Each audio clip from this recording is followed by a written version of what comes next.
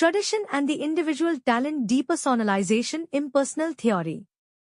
Tradition and the Individual Talent is a famous essay of T.S. Eliot in which he talks about his point of view on the role of poetry and tradition. He says the emotion of art is impersonal. Eliot does not believe in the use of poetry as an interpretation of the poet's thought and his feelings. He thinks that the function of the poet is not to express his own feelings and emotions during his poems. He says that literature should reflect past literature and history of literature. In the first part of his essay, he mentions the word tradition. He says that this word has never been used in the history of criticism as a positive word.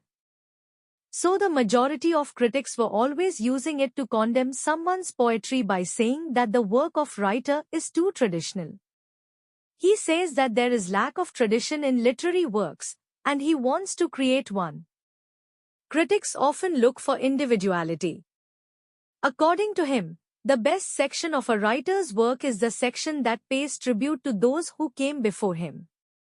He says in his essay that the parts in which the dead poets, his ancestors, assert their immortality most vigorously are the parts of the poet's work.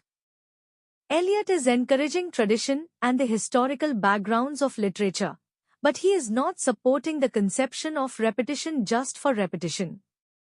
He says that something original is better than blind imitation. Actually, traditions must move from the past towards the present, and anyone who wants to create something in the literature must respect and cultivate a historical sense in his mind. In fact, the writer should learn about the works of the past in order to become a part of the present. So when a poet does this, then he can combine in his literature something of the past as well as something present. This means combining tradition and modernity.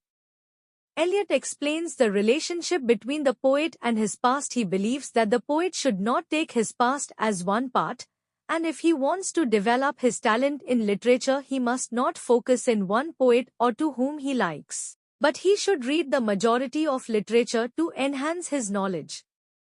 Eliot states that poets have to separate themselves from their poetry. His theory was about depersonalization of art, which is also called impersonal poetry. He says that emotions and feelings are related to poetry, but they should be expressed indirectly. In other words, Eliot says that emotions of the poet are expressed in poetry, but poet should try to avoid them as far as possible.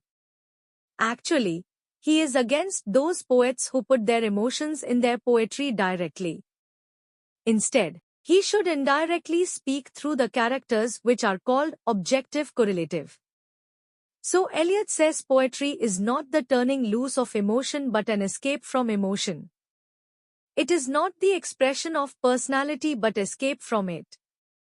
Eliot believes that the best poet is the one who keeps his own emotions from influencing poetry. So he gives us an example of sulfuric acid. Oxygen sulfur dioxide plus wire of platinum, poet, sulfuric acid, poetry. Here acid will not be formed without the existence of platinum, but this is not present in the acid, so the poet should not be in his poetry.